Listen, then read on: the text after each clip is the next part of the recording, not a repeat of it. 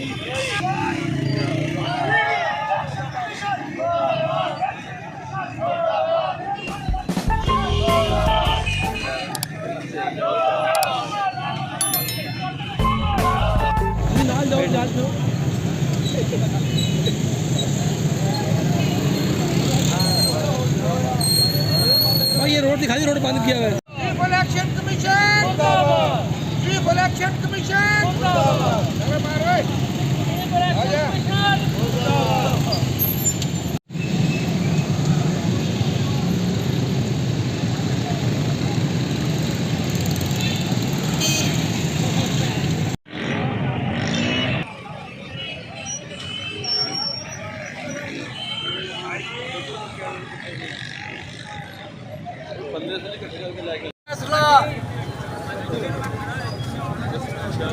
मेरे मुल्क के खिलाफ साजिश है।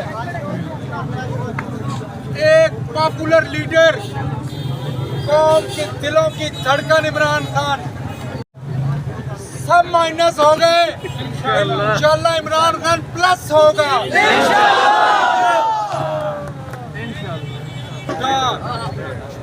तेरे बेटे तेरे जांबाज चले आते हैं।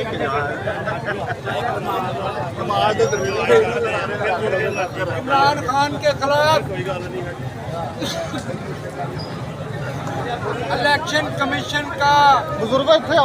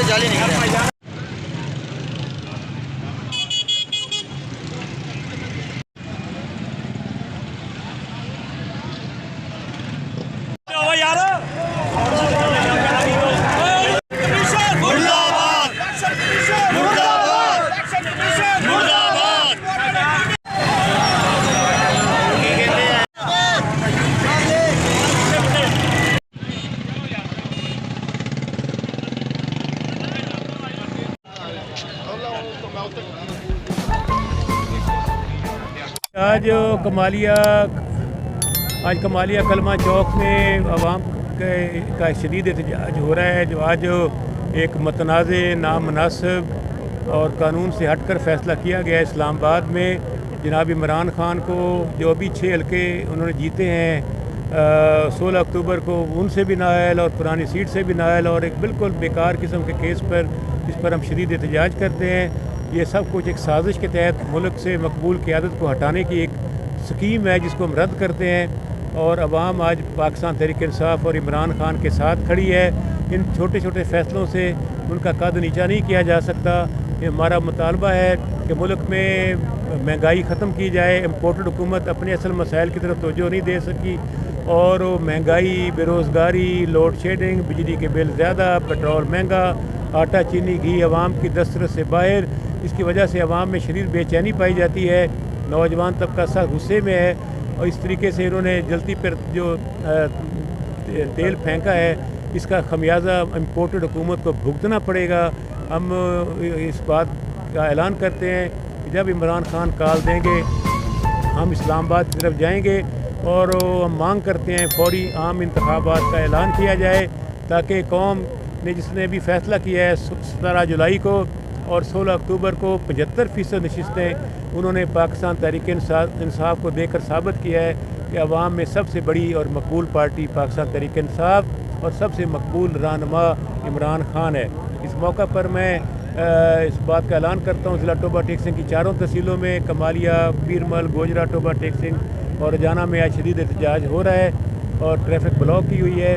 हम जिस वक्त कायद फ़ैसला करेंगे, हम यहाँ पे कोई सड़क कोई ट्रैफिक चलने नहीं देंगे और मुकम्मल ट्रैफिक जाम हड़ताल कर देंगे। लेकिन हम सिर्फ इंतज़ार कर रहे हैं कि कायदे मोहतरम क्या फ़ैसला करते हैं। इस सिलसिले में आखिर में मैं फिर कहता हूँ कि मीडिया का भी फ़र्ज़ है कि अवाम को हक़ाइक़ बताए कि पाकिस्तान में अदल और इंसाफ को किस तरह पामाल किया जा रहा है। इमरान खान जिंदाबाद, इमरान खान।